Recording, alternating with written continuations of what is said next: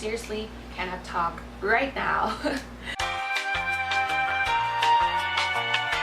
Hello everybody, it's Louise. If you're new to my channel, I'm Louise and I'm an 18-year-old college student from the Philippines. If you like my videos, don't forget to subscribe.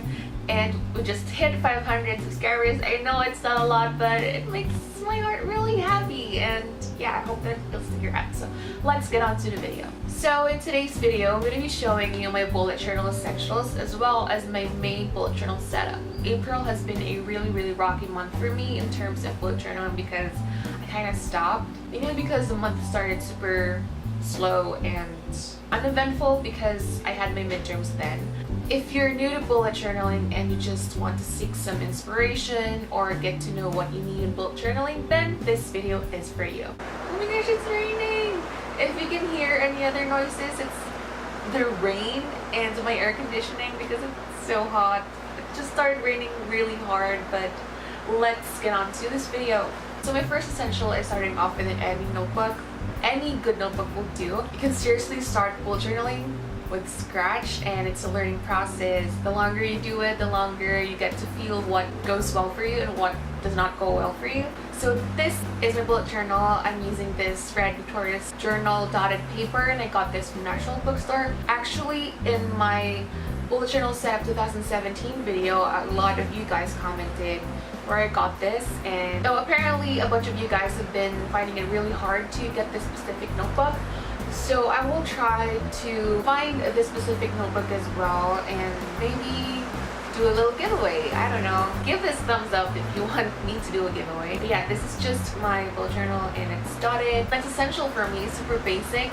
You need a pen because what would you do without a pen, right? So this is just a Pilot G-Pen 0.3 pen, and this is my go-to pen for everything. I love how my handwriting turns out whenever I use this pen. My next essential is a pencil because you have to draft your monthly previews, your gratitude log. If you're not so sure in writing immediately, then I prefer or I suggest to use a pencil so that you can erase all your mistakes. Next ones are these Faber-Castell Multi-Mark 1523 permanent markers, and I got these from National Bookstore as well because National Bookstore has basically everything when it comes to school supplies. And yeah, what I love about these pens is I can use them for decorating and for my titles and all that. Another thing that I love about these pens is that they have their own sizes. I have the small tip and the medium tip.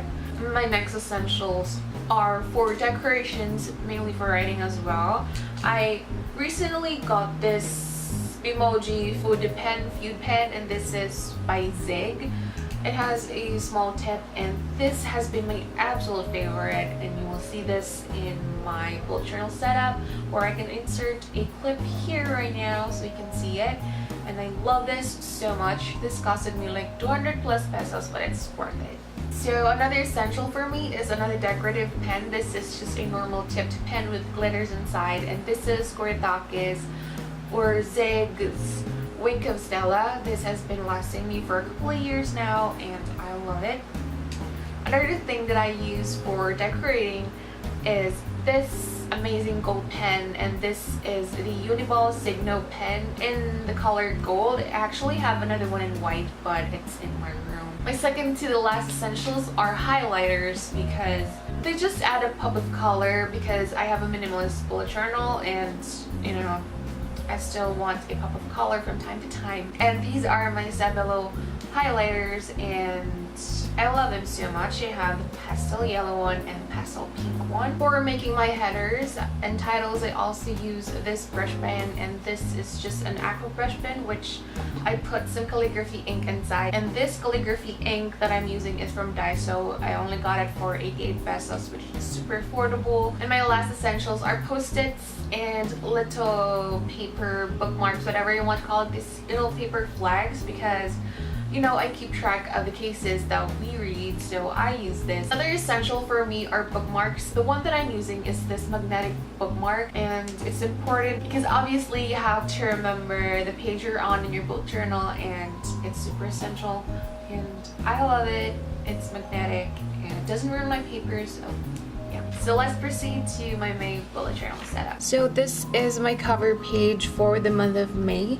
It just says, "May you shine brighter every day," and you know, I just wanted to insert a little pun in there, and I just inserted some little stars, and it just says "You're beautiful" down here. My next page is just for my May monthly preview. I used to do a vertical monthly preview, but then I found it very unnecessary because I don't really have much to do every month. Like, I don't need a lot of pre-planning, mainly because I don't go to events and I only go to school and home. I think it's pretty practical because it doesn't take up that much space, and down here I just have my gratitude log. So the next page that I have is for my cases and readings. This is where I use my sticky flags, if as you can see in my other months, like this one. So the next page is for my homework tracker, mainly because we do a lot of homework and I don't want to miss anything. And I specifically inserted this deadlines tab in here because finals is upcoming and I don't want to miss any single thing. There goes the usual weekly spread. I just use my Stabilo pink highlighter in here, and yeah, that's basically it. I just do this every week. So another thing in my cover page is that I just use my yellow pastel highlighter to fill in my block letters in here, as well as highlight this "You're beautiful" thing because I want to be super motivated. So that is it for this little video. I hope that you guys liked it. Don't forget to give it a thumbs up if you did, and leave some comments down below. Leave me some video suggestions or some questions that you have, because I might make a Q&A video soon. Well, I'm actually afraid to do that because I'm afraid that not a lot of people or no one will ask me questions. But if you have questions, send them down below and I'll make sure to include them in this specific video. Yeah, don't forget to hit the subscribe button down below, and I'll see you in my next video. I hope you'll have an amazing day, and I hope that you learned something from this video. Hope you did, and I'll see you next week. Bye!